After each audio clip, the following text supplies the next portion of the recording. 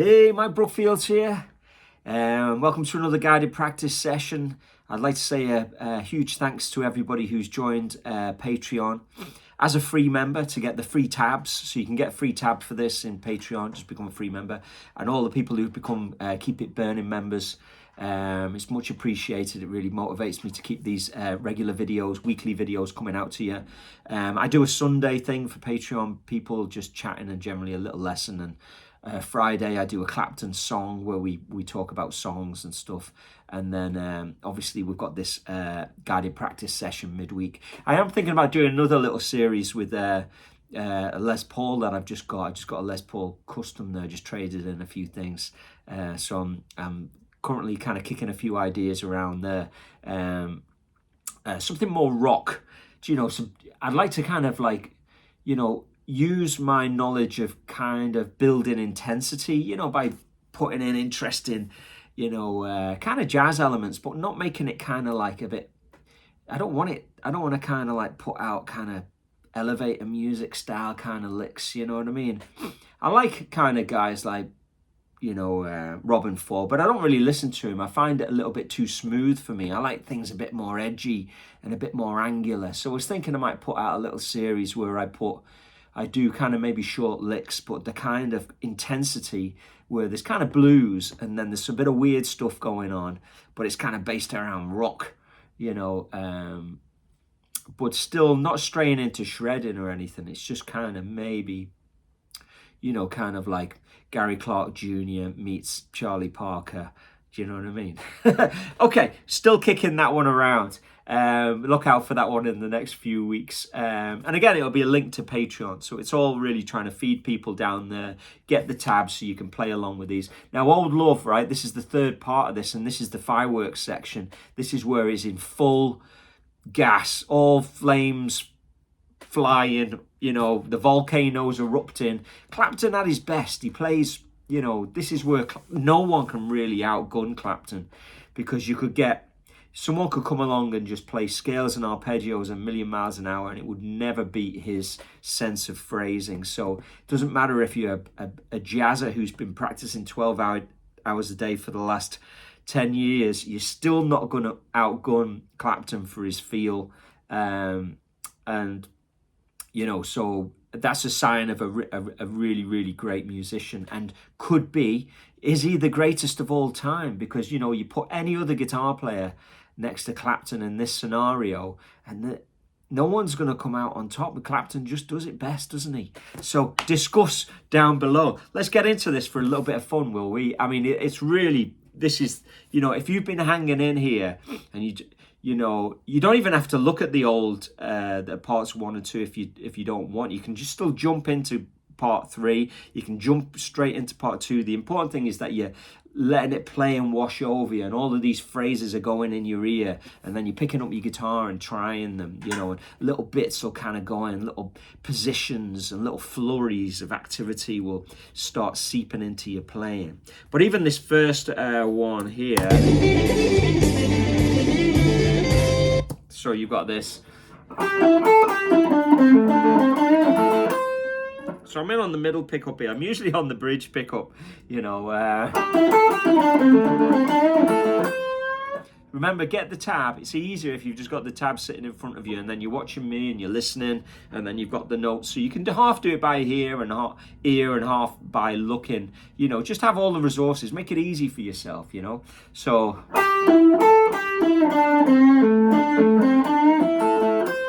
it's really nice. A lot of the things that you're going to get out of this session today is the transitions, how he gets from one position to another.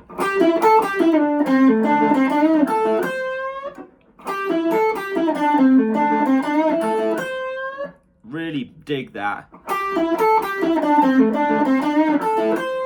Nothing stock about that, is there? Okay, let's check out the next one.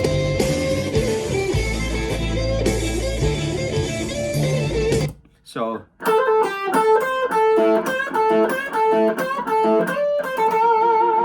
he's doing a little.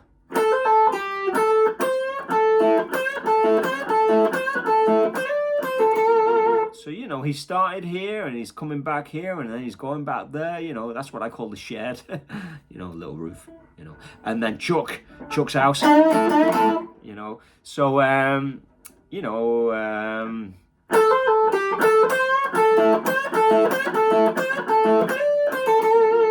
you know, that vibrato, thumb off the back, vertical vibrato, I call it. You know, so one more time.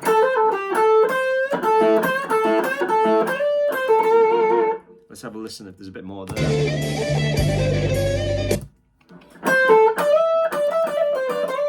So really nice the way he's transitioning here, because he's still in this position and then he's sliding up. So he's worked his way through the position seamlessly. That price of admission alone, if you know what I mean.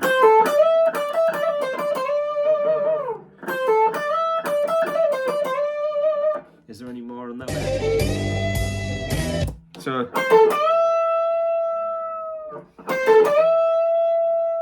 you know, soaring bend, you know. Okay, next. So you've got this 1, 2, 1, 2. So you do a bend, 1, 2, 1, 2, and then he does. So he's doing a half step twice and then without bending.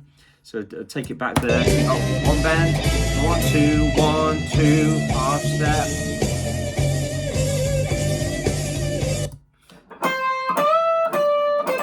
That last bit. So he does a bend, then 1, 2, 1, 2, and then a half steps.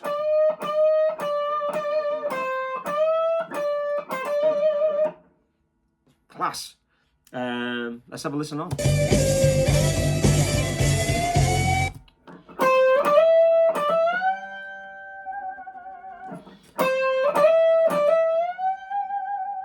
You know, having the strength to bend up, woo, and create that, you know,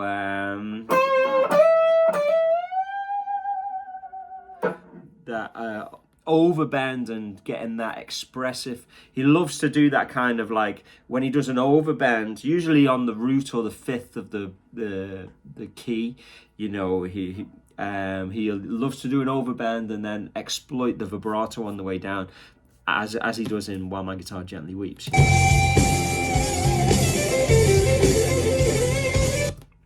So you got this.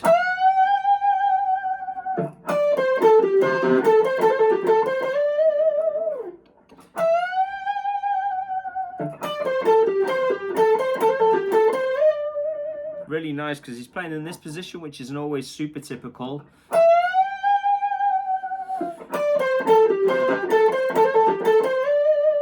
Is there a little bit more? Yeah.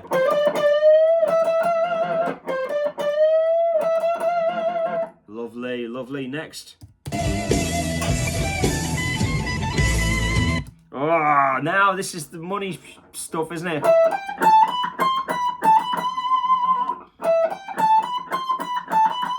So really listen to the way that articulate how he's picking it strongly. You've got to put the fingers down firmly. Don't do it too hard. Don't do it too soft. You've got to experiment with the intensity of it, and then keeping those notes kind of like short.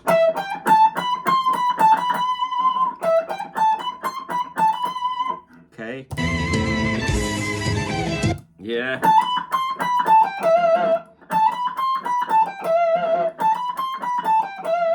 Love that. You know, you just can't beat that phrasing.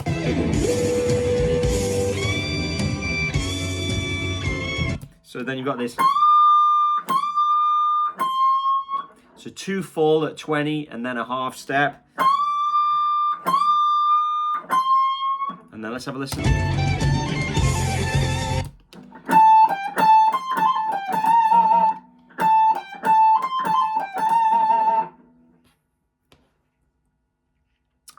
Yeah, cooking, love it. Whoa, now we've got I've broken this up into 2 phrases.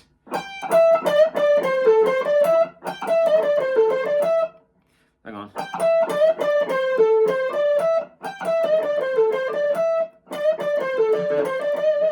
So I play the first bit, and then second bit. If you've got the tab in front of you, it's much easier. So really nice. I'm going to listen to that bit again.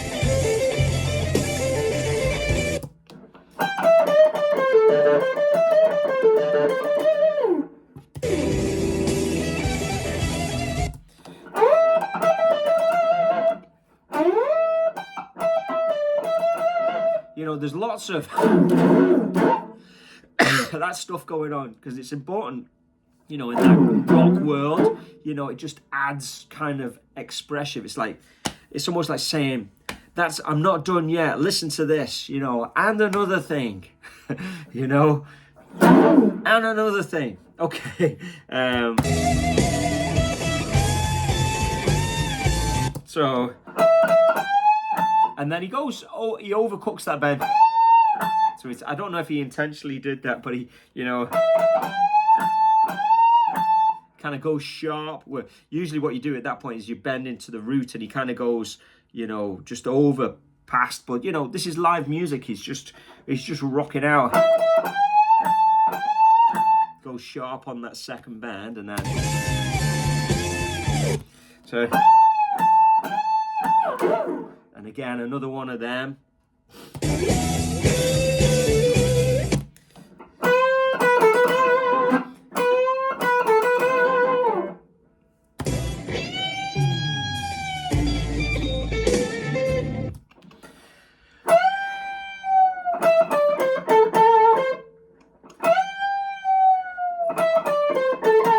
Like I said, he loves to overbend on the 5th degree of the key and the root of the key. So, you know, it's a, you know, super important part of the Clapton style, that, you know. So if you're in the key of A, overbend the A. If you're in the key of A, the 5th of A is E, overbend your E, because you will hit the next note of the pentatonic that way. If you just do a regular bend, sometimes it doesn't sound great, you know. An overbend will always sound pretty cooking, you know. Okay, we've got a couple of more phrases to do.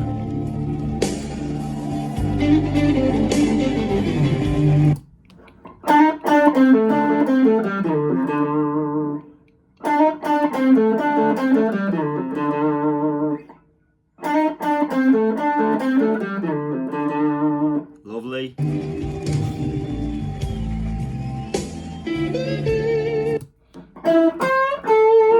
Kind of, he plays it in this position because you can see him playing, but you wouldn't have thought he would have done it in that position. You might have thought, you know, but he definitely does it here.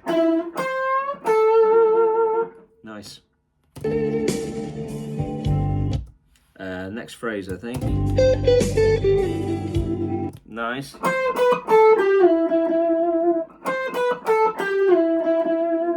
This is kind of a tricky bit.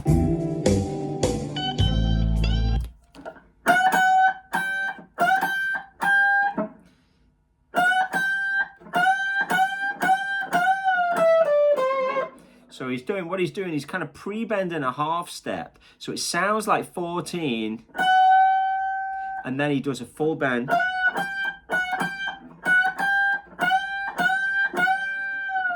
So it's tricky to do that. I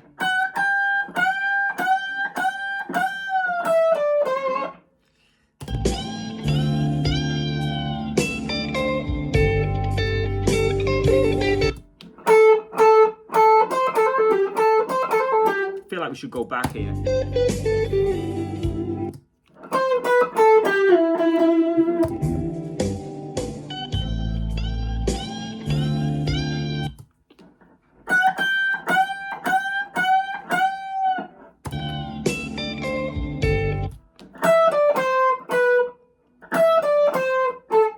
Oops.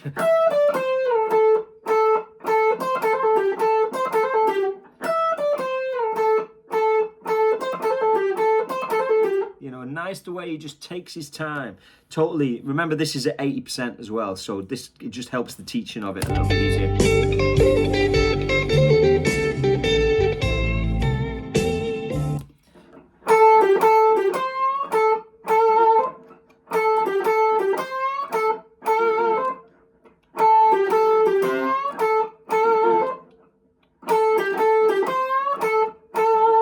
Really nice. And then just one more phrase to go.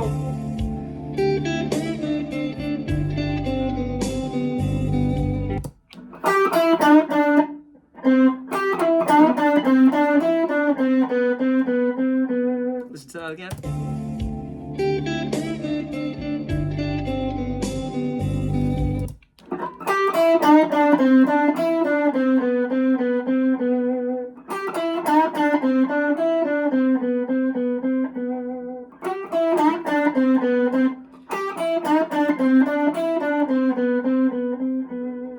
Yeah, it's just really where it's the third note is on the downbeat.